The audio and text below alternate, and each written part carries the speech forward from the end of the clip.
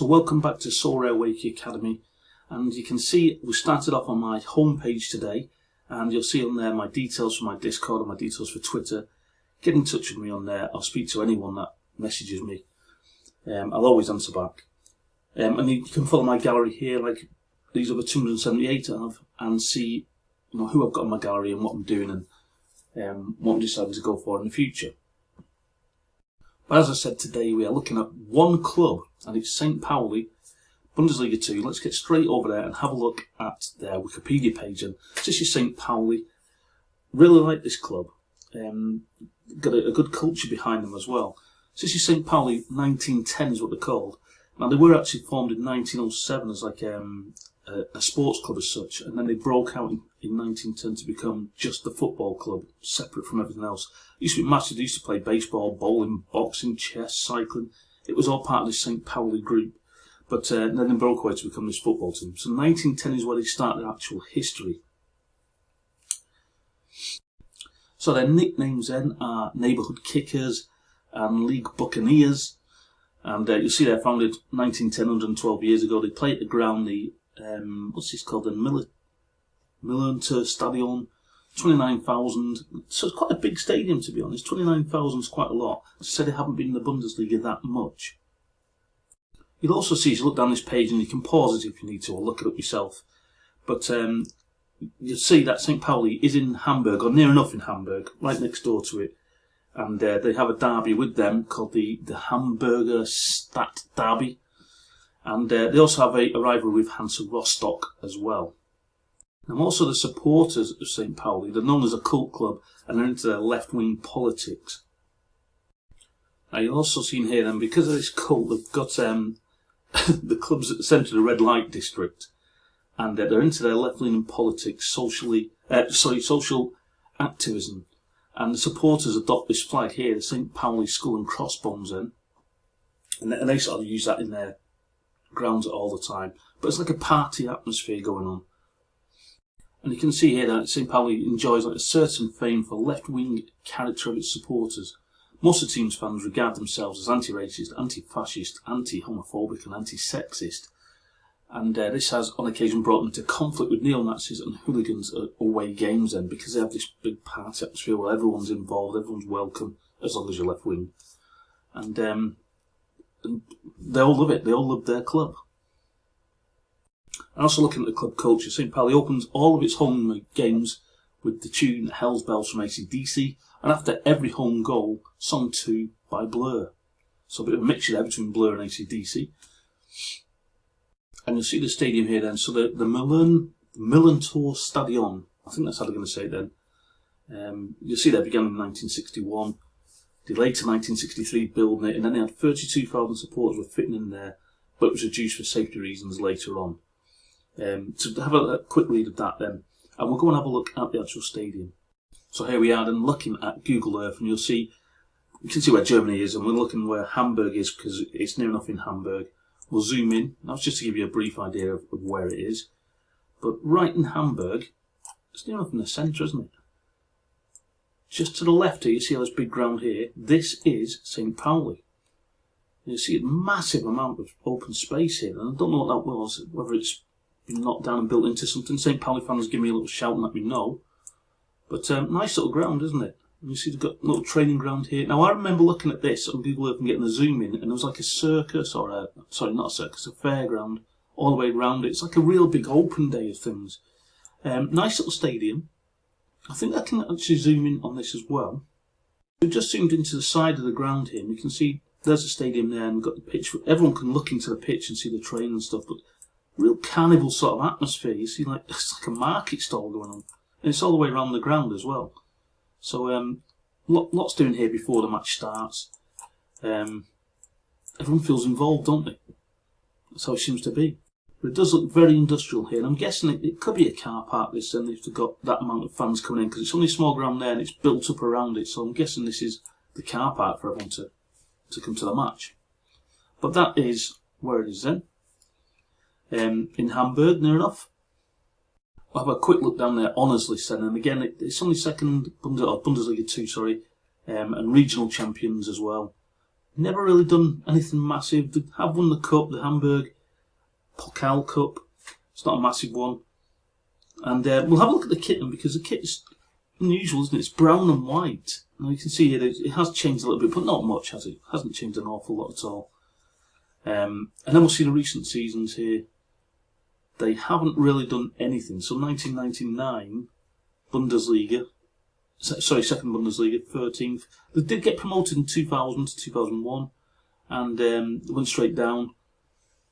And what about, where else are we then? 2001, and then we went down to here. 2010 they were in there again, but 18th, finished 18th after getting promoted from finishing second, and they've been in the Bundesliga ever since. Currently in 4th, I believe, at the moment after today's game. And it looks like they're not going to go up again. It's going to be so tight up there, but I don't think they'll go up. I think they're going to be another season in Bundesliga 2. So looking at Bundesliga 2, this is now an update from today after today's draw that they had with Dusseldorf. A massive game today. I think if they'd have won it, they could have moved up to 56 points. Hamburg would have still had a game in hand and a point clear to finish in that 3rd place then. So I think they're going to stay where they are. 18 teams in this league, and they've been pretty good all season, but just missing out, I think, this season. Luckily for me, because I bought some of their players. Another page we're looking at, it just says season so far. I'm looking down at 29th of January this season then. They went on a massive run. What's that? That's 1, 2, 3, 4, 5, 6, 7, 8 in a row there, including a 5-0. Then they played a World Friendly in one, so 9 in a row. Then they played another 2 league games, 10, 11. So they've done so well recently. 2 defeats there, one at Hamburg and one at this Braunschweig. But been on really good form recently. Pity they didn't win today against Dusseldorf, because it would have kept them in that 4th position. Now looking on the Sorare teams, we're going to have a look at their little teams here and their formation, because they do play with like it's almost, they say it's a 3-4-3, but it's almost like a 5-2-3. And the players are pretty much the same each week then, or certainly the ones at the back here. So we've got Vasilij in goal, we've got Medic, Eric Smith, who's just come back from a long injury, and then we've got Metz as well, who's on loan, came in. We've got Saliakos then, who's the right wing back, and we've got Pacarada, who's the left wing back. Now he's supposed to be going to Cologne, or FC Cologne, however you want to say it. But I heard today, a free tip scout, that it might be off because Cologne have got a transfer ban, so I'm not sure if that's going to go through or not. But Hartel's normally the one who plays really well in the midfield. Jackson Irvine always gets decent scores in. And then the front 3, I'm not too sure about. I mean, Dashner, I think, plays a lot. Then Sad and Aflajan on the left and right, and I think they swap quite a bit. But we'll have a look at the minutes played in that, so you can see who the most, or who plays the most, basically. So Hartel is the most minutes played. I've gone to the last 40 games here then. So Hartel almost always plays. Then we've got Pacarada, who is the captain, or he was today. Pacarada was captain today. We've also got Jackson Irvine, Medic, Vasilij, and Dashner. So Dashner does play most of the time looking at this then. But let's have a look at the best players are. They've got them down as up here then. Saliakos is the best player over 40 games. And does that change if we go 15? I don't think it does, so it stays as Saliakos then. So he's what they see as the best player. I'd say Pacarada, but looking down their averages then, yeah, you'll see them names again. Pacarada, Saliakos, Hartel, they do really attack down the left and right wings. Bomb up and down them. And these, the 2 wide men here, they really do play wide as well, so it's like an overlapping from the fullbacks in there. Irvine and Hartel has a lot of shots on goal, and Irvine's more of the sort of holding type. But normally Eric Smith, from what I've seen on the formations and stuff, Eric Smith is normally in the midfield as well, but he's been out for quite a while, like I say. But he's back now, looks good again today with 65. And just looking on the top scorers there, Vasilij, the goalkeeper, plays most games. Dashner, Metcalf, he came as a sub today. But decisive actions then, Dashner 16, Pacarada as a left back, he's on 15 for his top decisives. That's massive. And he also plays a lot of games as well. Top goal scorers and Dashner with 9, and then Jackson Irvine 8, Hartel, Saliakos has 4. Top assist, Pacarada 13 for the assist from that left back position. Saliakos with 4, so he's way behind him then. And we'll see here, penalty kicks, Paccarada. Free kick scorers. Paccarada takes 8 there, but doesn't score any. And then we have a look at the free kick assists then. 60% he's on, so he's got 6 goals scored, or 6 assists then from 10 free kicks taken. That's massive as well. Hartel 2 and 2. And we also have a look at the corner takers, and again, Hartel and Paccarada in there again. So you can see Paccarada involved in a lot of the game then. And as we see, Pauli also in 4th there, as we just said, after that draw with Dusseldorf. So looking down at the roster then, goalkeeper Nikola Vasilic, not bad. He's their only keeper really. The others haven't really played. He's like £17, £21 floor price, which isn't too bad because normally they're inflated by almost double at the moment. I want to see his scores then. Now, his scores are very good, aren't they? This is because they've been winning so many games recently. You see, he's a really good keeper to have, isn't he? Let's have a look at his overall scores then, see what he was doing before that. And you'll see, yeah, he was in the yellows and stuff, but really good form just recently has put him up there. And he's a decent goalkeeper in this one, isn't he? And his backline's always the same defenders that are in there, so decent player to have. Also noting down here then that he is an international goalkeeper with Bosnia and Herzegovina, or Govina, whatever you want to call them. Hasn't played that much for them, but I was just looking down at their history, his all-time history with his international club. He's only played 2 games. Did play 4 games and a 4-1 defeat at Romania. That's bad, isn't it? That's really bad. And a 2-0 defeat at home to Ukraine, where he got another poor score, really. But I think a decent goalkeeper in this league. Big defenders, and this is where they are good. Saliakos, 61 for his last 5 and 64 for his last 15, and he's only £7 at the moment. Let's have a look at Saliakos, because his scores are just immense, aren't they? Let's have a look. Scores over his last... Well, let's have a look at all his scores, basically. And you'll see here, yeah, 70s, 80s, he's way up there, isn't he?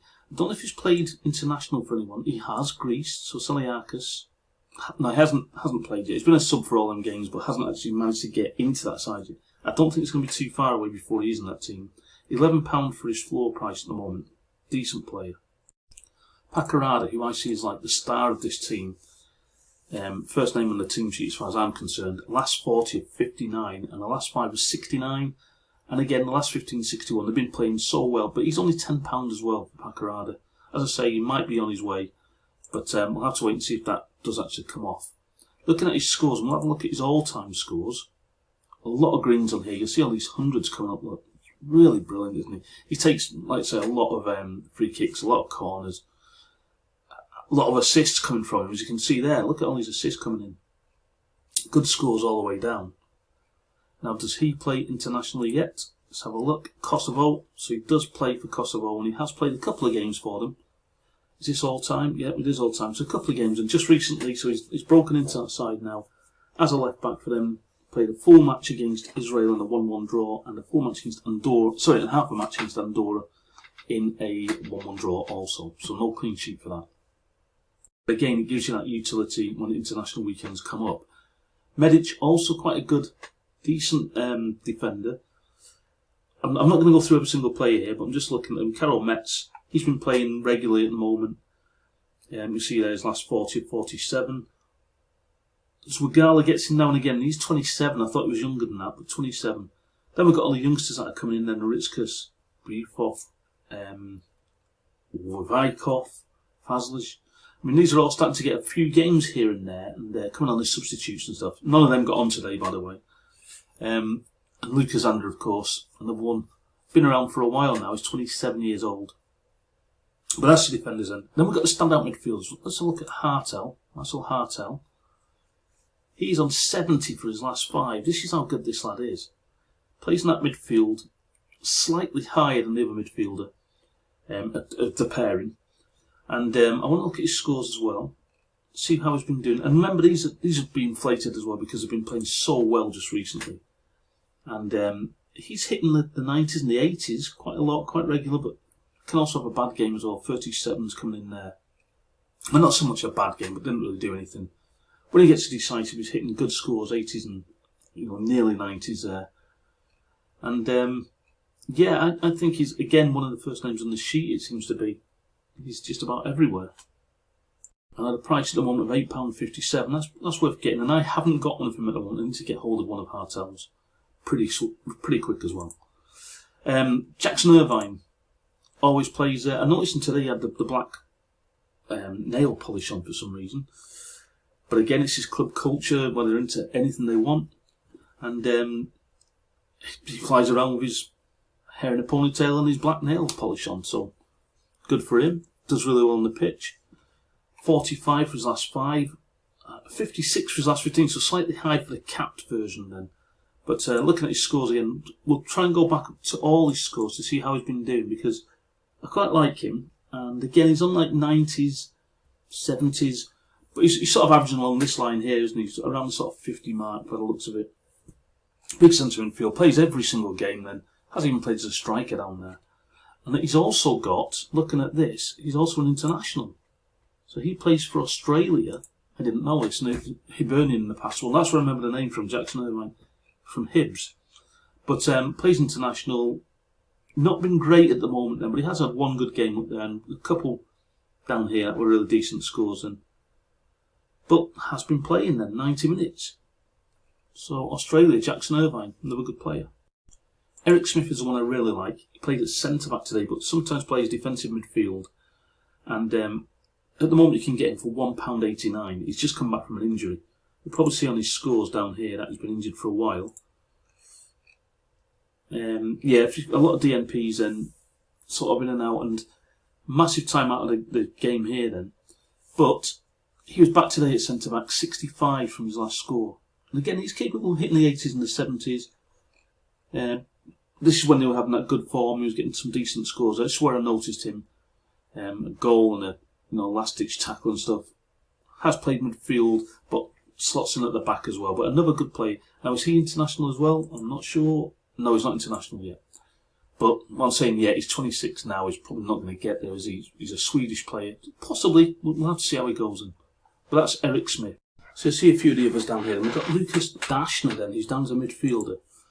Now, he plays up front normally, or from what I've seen, or when I've been watching him, he's only £2 to £3 then for his actual, well, £3 euro for his forward. He is a centre striker, but they've got him down as a midfield card here. And I just want to see his scores. I don't know much about Dashner at all then. And his overall scores, yeah, it's sort of hit and miss, isn't he? If he does get a decisive, he scores quite well.